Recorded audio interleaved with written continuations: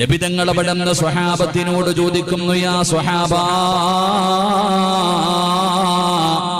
സ്വർഗത്തിലേക്ക് എളുപ്പത്തിൽ കടന്നു പോകുന്ന ഒരു വഴി ഞാൻ നിങ്ങൾക്ക് പറഞ്ഞു തരട്ടെയോ സഹാബാ? ബലാ യാ റസൂലല്ലാഹ്,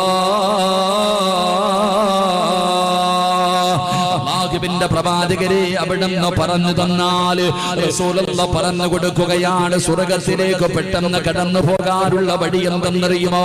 വഅദ് കഴിഞ്ഞ് തിരിച്ച് നിന്റെ വീട്ടിലേക്ക് കടന്നു പോകുമ്പോൾ റോഡിലൊരു കല്ല് കിടക്കുകയാണ്, റോഡിലൊരു കമ്പ് കിടക്കുകയാണ്, വഴിയിലൊരു കുപ്പിച്ചില്ല് കിടക്കുകയാണ്. റോഡിലൂടെ നടന്നു പോകുന്ന ജനങ്ങൾക്ക് ഉപദ്രവമായ ഒരു വസ്തു റോഡിൽ കിടക്കുകയാ, വഴിയിൽ കിടക്കുകയാ. ആ വഴിയിൽ കിടക്കുന്ന വസ്തു നീയൊന്ന് എടുത്തു മാറ്റിയാ നീ സ്വർഗത്തിലേക്ക് പെട്ടെന്ന് കടന്നു പോകുമെന്ന് ആദരവാ